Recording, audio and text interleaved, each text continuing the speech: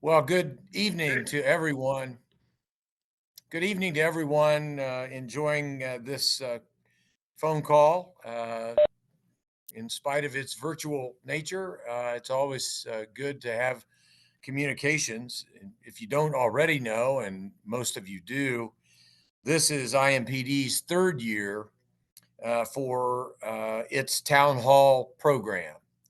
Each district is hosting a community meeting just like this one this evening.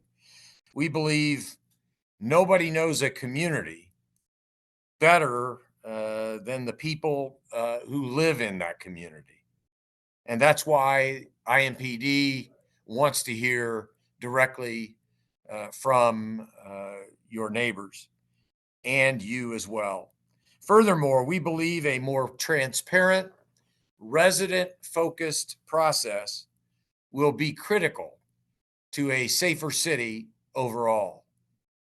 In fact, it was from that belief that the city developed its 3 year anti violence strategy spanning from 2022, 2023 through the entirety of 2024. It puts record amounts of funding into grassroots, community based, neighborhood, organizational anti crime efforts. It puts money into conflict mediators, such as our peacemakers, who we have assigned to all four corners of our community. It has put record amounts of funding into mental health programming, and it has put record amounts of funding into upgrades to our police and law enforcement technology. That strategy went into effect at the very end of 2021. Since that time, Indianapolis saw a 16% decline in criminal homicides.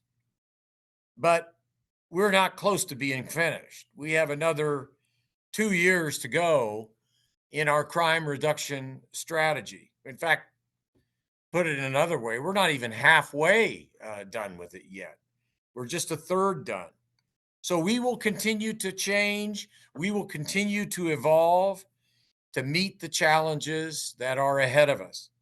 For downtown, these investments included the recent expansion of funding for B-Link cameras at our area businesses. This provides IMPD with another critical resource to prevent and to resolve more criminal activity. Tonight's event is an exchange of information, and it's an exchange of ideas from law enforcement to the community, and from the community back to law enforcement. Making Indianapolis safer is, simply put, everyone's job. Not the police alone, not the community alone, but working in collaboration and conjunction with one another. I feel our best days are ahead. So, for our city, I want to thank you for your attention. I want to thank you for your questions. And most importantly, I want to thank you for your comments. We're better off as a community with your interest and engagement fully made. So, with those opening remarks, I am very proud and pleased to hand it over to IMPD Chief Randall Taylor. Chief. Thank you, Mayor. I echo exactly what the mayor said. It's so good to be here with you tonight. Look forward to hearing your comments. If you live in the downtown or you own a business downtown, you've got to be excited about the different things that are going on. I was reading the paper today. It seems like every day that I pick up the paper, I find that new restaurants are coming into downtown. If you haven't seen it, the artist rendering of the Indy 11 is just spectacular. Downtown is thriving.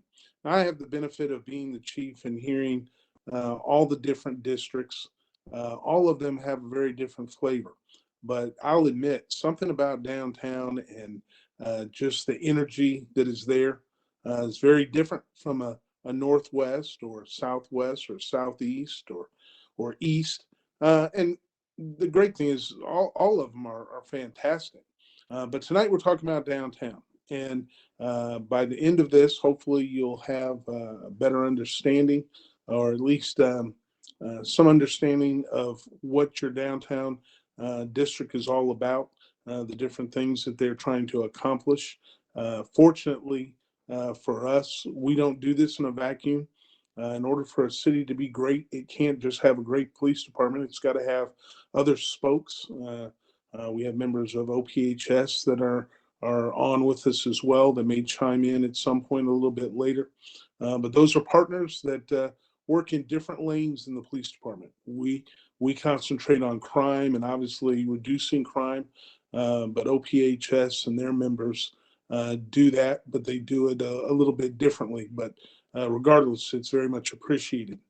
So, kicking it over to the man who has been the downtown commander for a number of years and a close personal friend of mine as well, is Commander Philip Burton. Well, thank you, Chief, and thank you, Mary. I certainly appreciate that. And I do want to thank everyone for your time. We do want to be respectful of everyone's time. I do have a PowerPoint that I am going to go through relatively quick, but that's only because I want to give you all the time that you have in order to ask your questions so that we can hopefully get those issues and concerns answered that you may have. So with that being said, I am Commander Phil Burton of Downtown District. Hopefully you are seeing my PowerPoint here. This is our agenda. So I'm gonna give you an overview of Downtown District, our crime trends, our accomplishments in 2022, and then our priorities in 2023, and our initiatives. And it pretty much, the priorities, I'll tell you right now, pretty much remains the same. We are actually focused on reducing non-fatal shootings and violent crime, as all the other districts are, and that is our overarching goal that has been set by the chief. So we will continue to do that, and that's going to be our #1 priority in 2023 as well. Downtown District is the smallest of these 6 districts. We call it the mile square. So Downtown District is about 4.5 square miles. It is bordered at the top by the interstate, as well as on the south by the interstate. To the west, it encompasses all of IUPUI's campus. Even though IUPUI has a police force, we work collaboratively with them. They are very good partners. And then to the east, we're stopping at Pine Street. We have 4 patrol beats within the Downtown District. And with that, patrolling Downtown District, as you can see, this is our current manpower allocation, and this includes supervisors as well. For our day shift, we have 16. Middle shift, we have 19 officers, 18 on late shift. We have 5 district detectives. I would tell you that just through retirements, I have lost a few detectives. I had one that wanted to go back to patrol. He had been a detective for quite some time, so he's got a lot of experience. He is really assisting us now, both patrolling and with his detective abilities. So our neighborhood impact section consists of our community relations unit, our violence crime task force, as well as our bike unit. And for my bike unit, I've got them doing a couple of things. They work very closely with the violent crimes task force as our violent reduction team. And you'll see shortly some of the accomplishments that they made in 2022. And then we have a homeless unit and our MCAT unit that was just assigned to Downtown District just this past November. So that gives us a total of 92 officers that patrol Downtown District. Commander, I'm just going to jump in. For those that don't know what MCAT is, would you mind explaining that? I have a slide for that. If you want me to do it now, and I can, or I can wait till my slide gets there. You're good, sir. Yes, sir. Thank you. These are our crime trends. Homicides and non-fatal shootings are down. Our robberies are down, as well as the burglaries. Unfortunately, our larcenies from vehicles as well as vehicle thefts were up in 2022. And that is part of a priority of ours as well, for those that actually not only live and visit downtown, but those that actually like to visit and those that come in from out of town. So those are crimes of opportunity, but we'll discuss that in a little bit.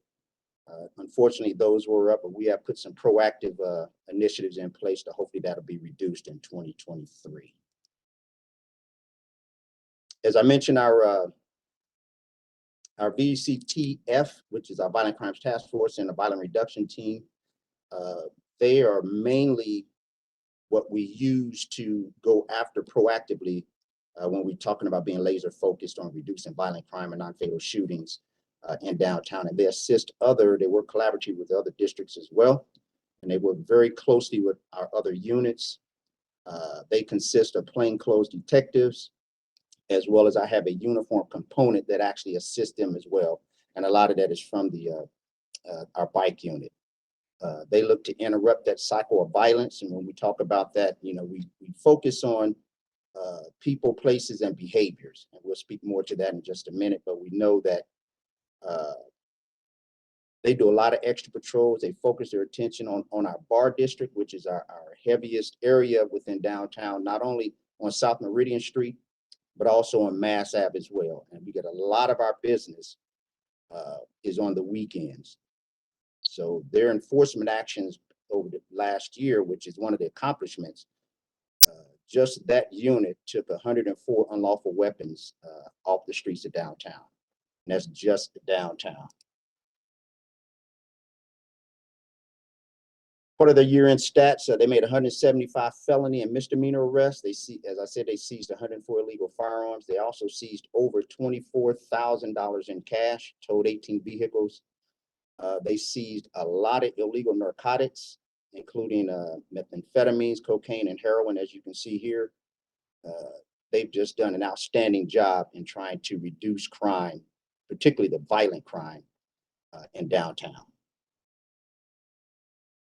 Our bike unit, which, as I mentioned before, they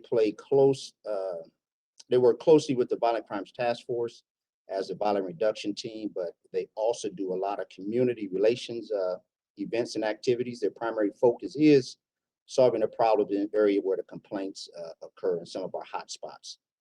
That allows for more community-driven conversations and policing. Believe it or not, these officers ride up to 30 miles a day and in all type of weather, including very inclement weather. Our community relations unit, they work closely with our key stakeholders. They're led by Sergeant Kim Evans. They provide a problem solving and try to improve the quality of life for everyone who live, work, and visit downtown. And we couldn't have the success that we've had without our community relations and all the men and women that patrol and work downtown. Relationships that we have with our business partners and our neighborhood organizations, it's just outstanding. We couldn't have the success that we had not only in 2022, but years past without the collaboration with our partners. Continuing with our community relations, they attended 417 business and residential neighborhood meetings. The unit just prides themselves on individual problem solving. They really go a long way with reaching out to different organizations. They help out a lot with conferences and as you can see here, FFA, which we're proud to say, even though we had an uptick in our property crimes, we had no crimes against persons when these large events were here, particularly the FFA and the FDIC. So we're really proud of our officers that did those proactive patrols and just had a presence around downtown. Again, as part of our community relations, Officer Jeff Patterson, I have tasked him with offering verbal de-escalation and self-awareness classes. And these, he's done several of them over the past several years, and it's at no cost. And he'll give that to different units, organizations, and businesses within the downtown area. So if your organization would like to have that, please contact either Officer Jeff Patterson or Sergeant Kim Evans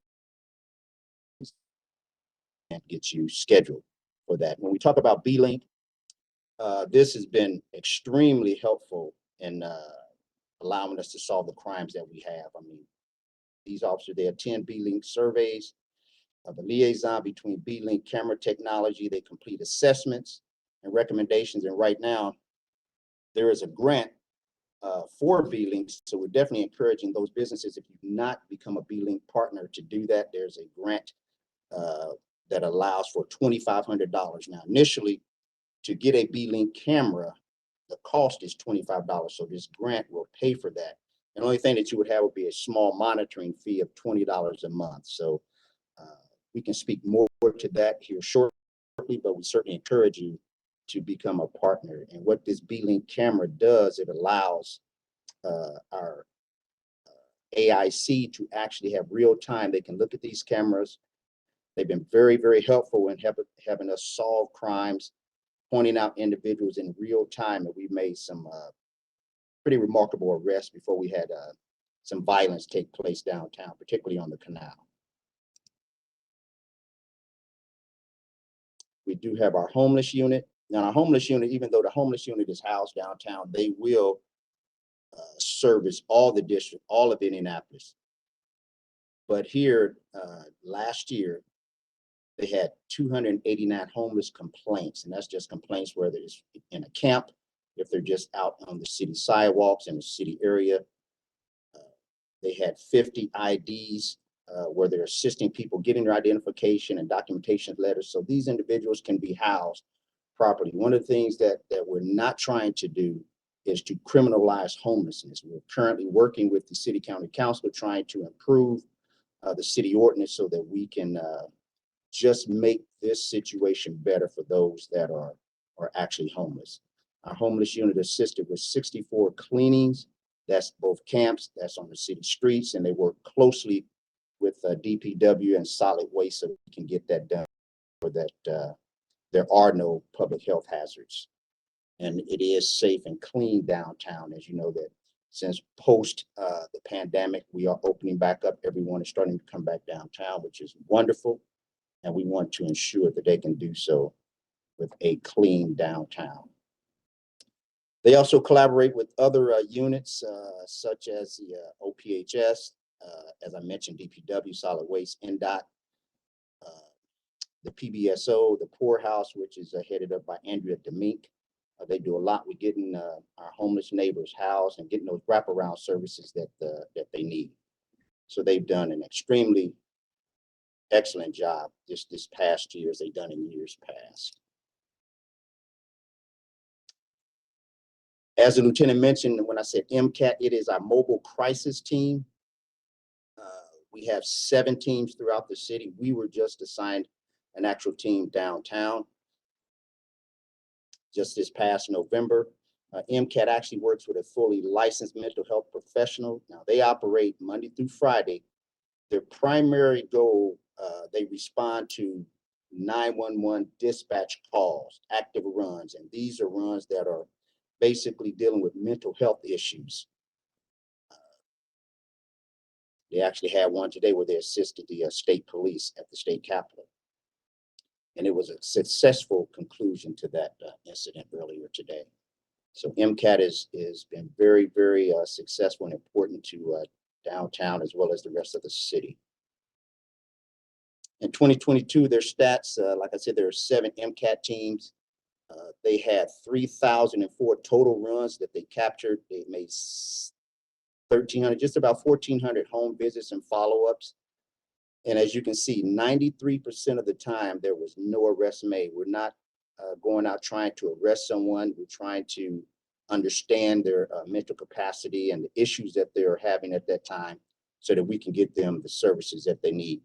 Now, MCAT works closely with IEMS as well as IFD, and they can actually self-dispatch themselves as well.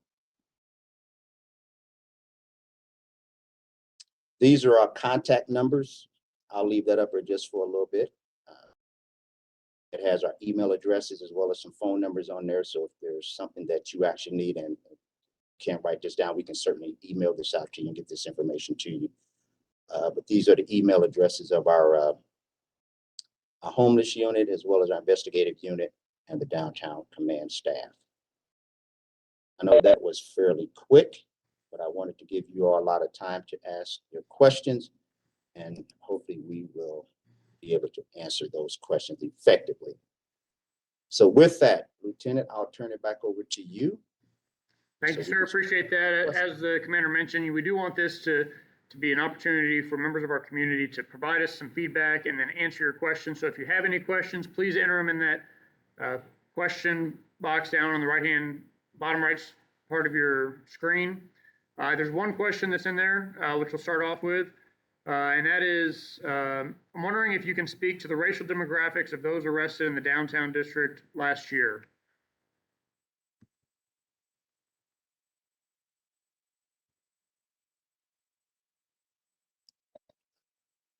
You're muted, sir. Oh, I think I'm unmuted now. Thank you.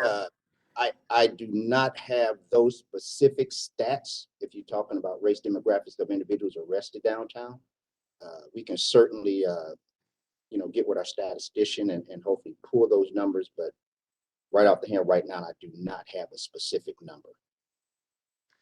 One thing that people often, we talk about this crime and improving quality of life is not just an IMPD issue. For members of our community who are curious what they can do, what are some of the things that the community can do to help IMPD and to help the city with reducing crime, particularly violent crime, and improving the quality of life? Well, I think we mentioned a lot of that. As we always say, see something, say something. But one of the things that we, as I mentioned, is the B-Link camera system. That is our virtual patrol. Those are our eyes where we are not. And that has done a lot to help us solve not only violent crime, but property crimes as well. We're trying to get equipped with additional cameras. We got pole cameras. We have some of the LPR. We got license plate readers. But we really want to encourage not only businesses, but homeowners alike to sign up for that B-Link. And that way we can actually view those cameras in real time when we have certain events downtown, so that we can actually help solve those crimes and hold individuals responsible for committing some type of criminal activity. Thanks, sir. Now, one popped off my screen there. Lauren asked, can you give us some recent examples of how the B-Link camera system and the mobile camera has helped with investigations and arrests? And I know we shared at least one on social media that a gun arrest that occurred near maybe Alabama and Ohio. But do you have any off the top of your head that you can think of where those came into play, specifically downtown? Right. Well, I know that last year we had an individual that was, and actually it was a juvenile that was on the canal, and he actually had a firearm. And that information was seen through the IAC, seen through the camera system, and was relayed to the officers that were actually down on the canal. And they made quick apprehension. And were able to get those individuals responsible. They did make an arrest. We also, last year, we had some individuals that had made graffiti on the side of Harry and Izzy's restaurant, and there was a B-Link camera there. And from that, we were able to apprehend an individual that was responsible for putting that graffiti on that building. So it just goes to show you that these cameras are a very, very good tool that assist officers in making, as well as the detectives, in making apprehension and getting those individuals responsible for those criminal activities.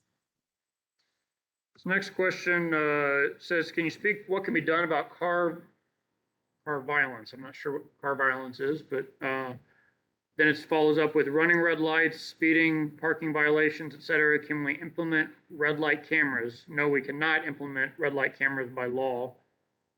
Can citizens report videos and pictures capturing plate numbers when witnessing a crime to get prosecution? So I guess, so first of all, I'll say I did put in the section there the link to the traffic complaints. So if there's traffic complaints, you can submit those directly to our traffic enforcement unit. But then, Commander, can you address, can citizens report videos, pictures capturing plate numbers when witnessing a crime to assist in an investigation? I would actually say yes. They can actually call here. They can speak with one of our detectives, and the detectives will take that information and they'll do the follow-up and hopefully try to get prosecution. They'll work with the prosecutors and see if they have enough probable cause in order to issue citations, make arrests, and see if it goes from there.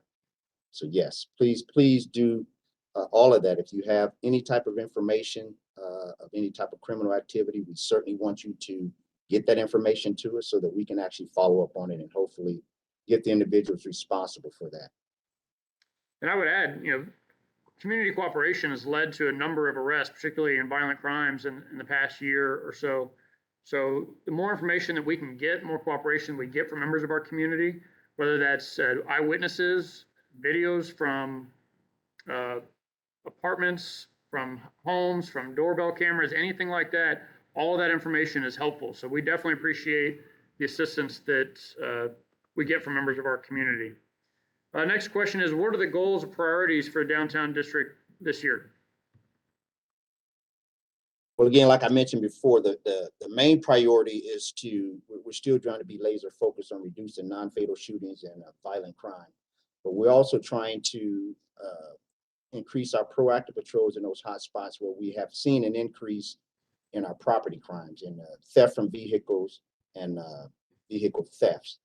So I've tasked the supervisors for their daily patrol plans. I've given them that information. They will incorporate that in their daily patrol plan in order to deploy their officers in those particular areas during those particular times. So we will continue to do those proactive patrols. We have the bike officers, bike units. We have officers working overtime detail, particularly on the canal. They have now been switched to the Greyhound bus station so that they can actually work and try to stop those particular crimes. So we're doing a lot. That's our main goal, again, is with our enhanced community safety initiative. And that is to remain laser focused, not only on reducing the violent crime, but we want to start with the property crimes first that sometimes ultimately lead to other violent crime. Yeah, and some of those property crimes include breaking into cars, steal guns. So we encourage people to, please don't just put your guns in the center console of your car. If you want to, please, you're encouraged if you're lawfully carrying a gun, put them in your trunk, lock them up, put a gun lock on them to keep those secured. So that way, those guns aren't winding up in the hands of people who are committing unlawful acts. Absolutely. I'll certainly say definitely don't leave anything in plain view.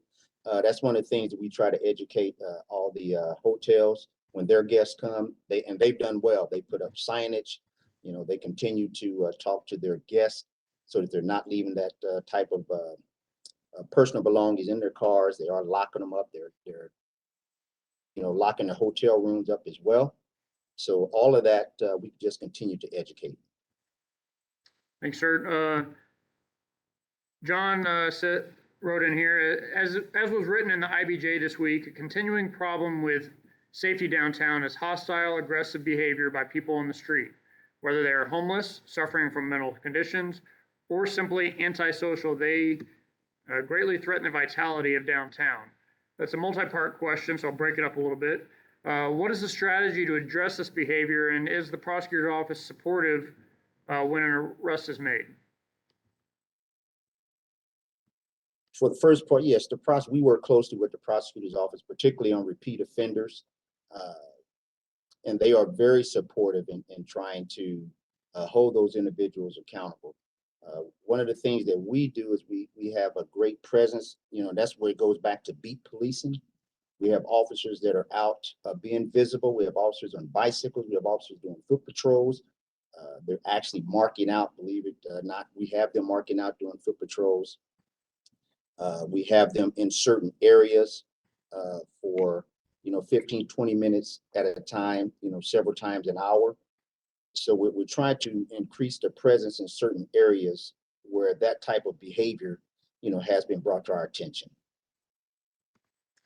Next part of that is, what do you need from businesses to assist?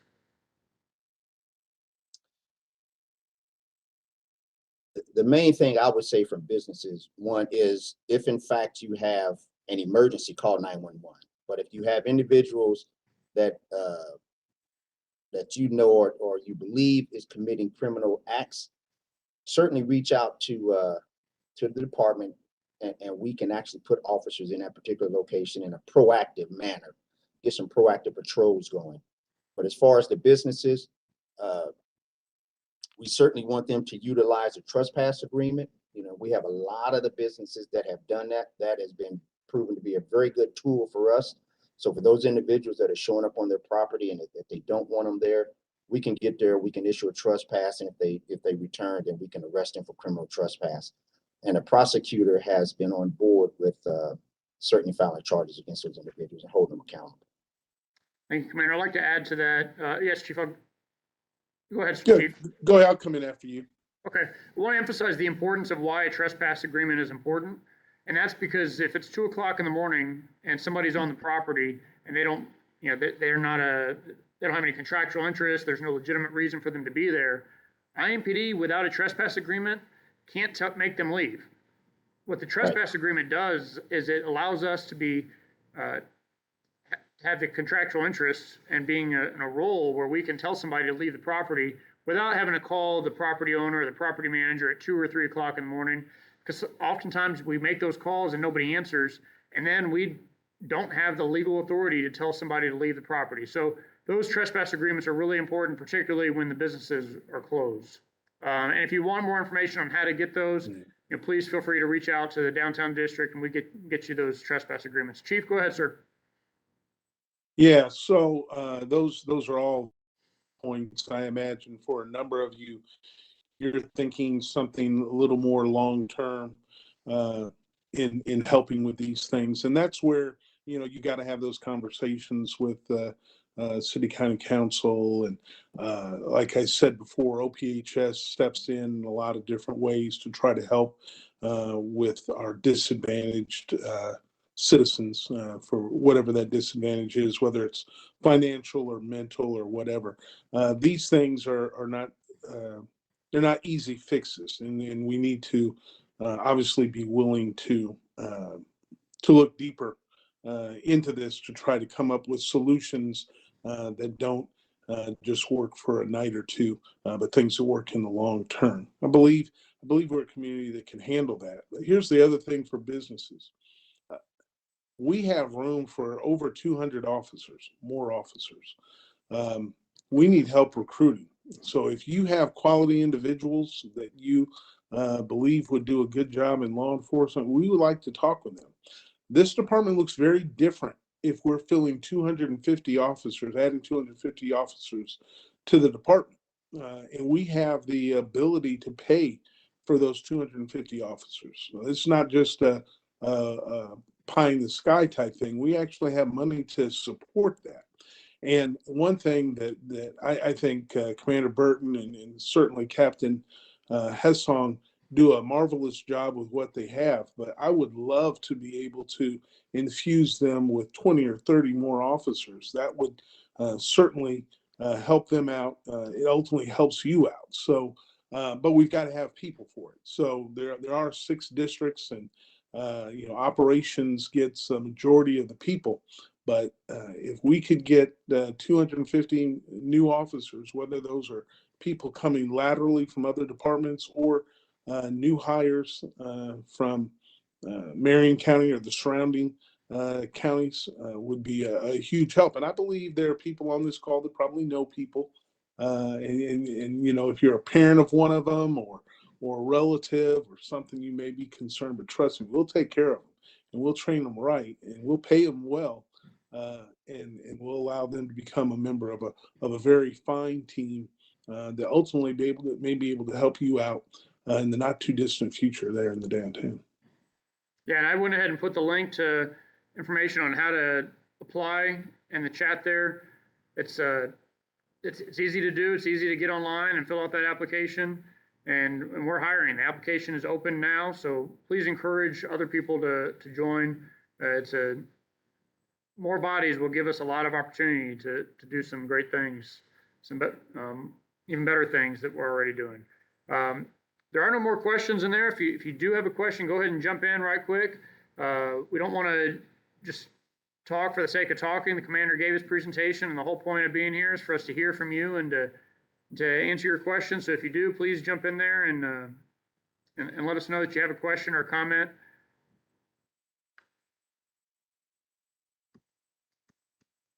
I see a comment in here. IMPD is doing a great job. What are the biggest issues you need city council or the mayor's office actions to support your work? Ordinances or the such? So what tools from the city council would help us improving things downtown or across the city? But I would say the biggest thing is, and we're working with the city county council right now, and obviously you know that we have a homeless issue downtown, but what we're trying not to do is to criminalize someone for being homeless. We're not trying to violate anyone's civil liberties or anyone's personal rights.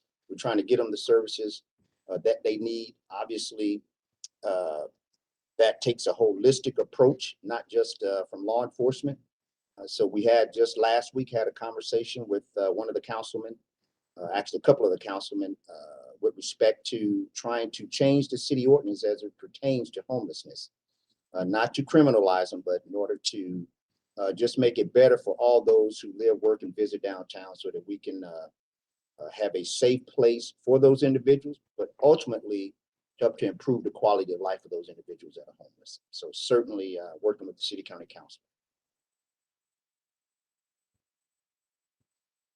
John says, we love downtown district. Officers are responsive when called and proactive. John, appreciate your comment on that. Thank you. We can't get enough positive comments. So we appreciate you taking the time to add that in there. And anybody else, if you see your officers doing a good job, if you catch them doing something right, as we say, please, feel free to contact a supervisor. Oftentimes people want to contact supervisors, complain, but feel free to call our dispatch or go online to our website and put in a compliment for our officers, because they're doing a great job every day, and we want to hear about the great things they're doing. Tony says, love downtown district. Thank you, Tony, for that comment. Hey, Lieutenant Foley, it's Assistant Chief Bailey. I want to add a couple things on behalf of downtown district, just so that our business operators, our community members downtown realize that this goes into what we're talking about now, and that's that our officers proactive. So it means they are taking the initiative on their own. Was up 200% last year over 2021, which goes into what Commander Burton was saying, is that we're putting our people where the community wants us to be and where the issues are. And eventually we'll see that pay dividends as we move into 2020, deeper into 2023. Additionally, we've had some pretty significant wins with some pretty problem establishments downtown that have been closed, and hopefully that remains silent.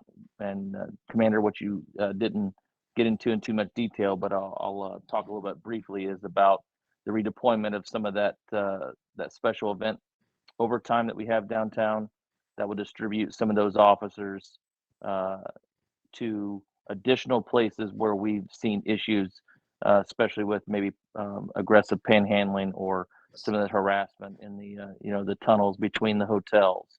A more significant presence on the circle, on the canal, those places that where our resources were being driven to a 2-block area in downtown district for adults who didn't know how to behave. Now that those problem businesses are closed, we're going to redeploy those officers into other areas, not necessarily for enforcement purposes, but for visibility. You should see our officers red and blue, solid lights on their cars throughout downtown, both during the day and at night, to give that extra visible presence that we see that works in other cities like Washington, D.C. and Nashville.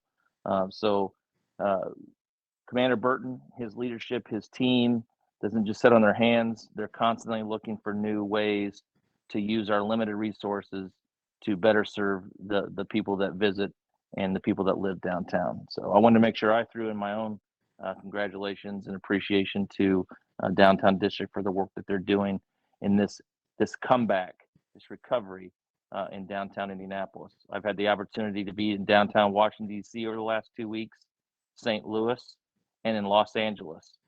Indianapolis is nowhere near what you see in those other large cities. Thank you, Chief. Thank you, Chief.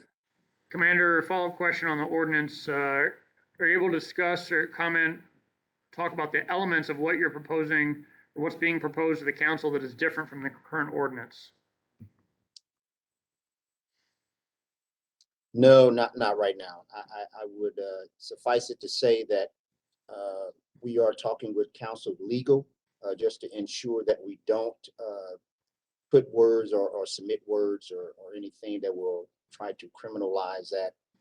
So they certainly will not let that go through. Obviously, if you start to do that, then you get the ACLU involved, and we may even bring them into the discussion anyway, just so that we stay away from those type of things. But right now, it's still early on in the discussion. Like I said, we just had the talk last week of the legal over City County Council is putting together some that agenda, or rather that document, and then she's going to forward it back to myself and the rest of the team here, as well as Sergeant Evans and Lieutenant McLemore, as well as OPHS and PBSO, so that we can all look at that document and then try to chime in on it. So that has not been given to us just yet.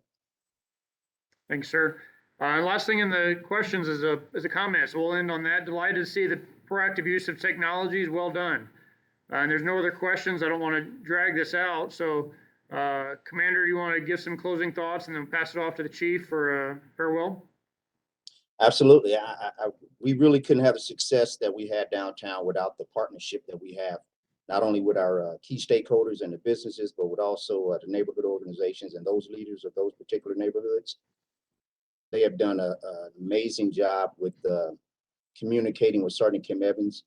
Anytime something goes wrong in their particular neighborhood, whether it might seem on a small scale to someone else, but we take that very seriously, and we do follow up and have officers conduct extra patrols. So thank you to everybody that's on the call. That is, we certainly appreciate it. We appreciate the relationship and the partnership, and we just ask that you will continue it. And with that, thank you. I couldn't thank you enough, but thank you. And I will turn it over to my boss, Chief Taylor. Thank you. Good job, Commander. Folks, a lot of good things said here. If there's anything I would like to leave us with is, please don't stop thinking, don't stop asking questions, don't stop giving comment and suggestion on how we can be better. I speak for the IMPD that we want to be professional. We want to be respectful of all parties, not just those downtown, but throughout the Indianapolis area. We know there's different issues that exist, but without us continuing to talk about it and search out different options, different opportunities, I don't know that we ever reach where we want to get to. So we're going to have to stay involved. I believe downtown district businesses and residents and visitors, for that matter, are all important in these conversations. But let's make sure that we keep talking. I don't want this to be a one and done. Like the mayor said, this is their third year doing it. I guess my biggest fear would be that we leave here tonight and then we don't talk again till sometime next year. I know Commander Burton and his staff, certainly myself and Assistant Chief Bailey and our staff know that it's important what goes on downtown. So please, let's make sure we continue to talk and explore the different options and opportunities we have to make this city the best and safest that it can be. Thank you. Thank you, Chief. Thank you, Commander. Thank you for everyone who joined us and provided their feedback. If you know someone who was interested and wasn't able to make this today, we're going to upload this to YouTube. So feel free to send them to our YouTube channel, and they can view the entire presentation with questions and answers to all those. So thank you all for joining us, and have a great evening. Thanks, everyone.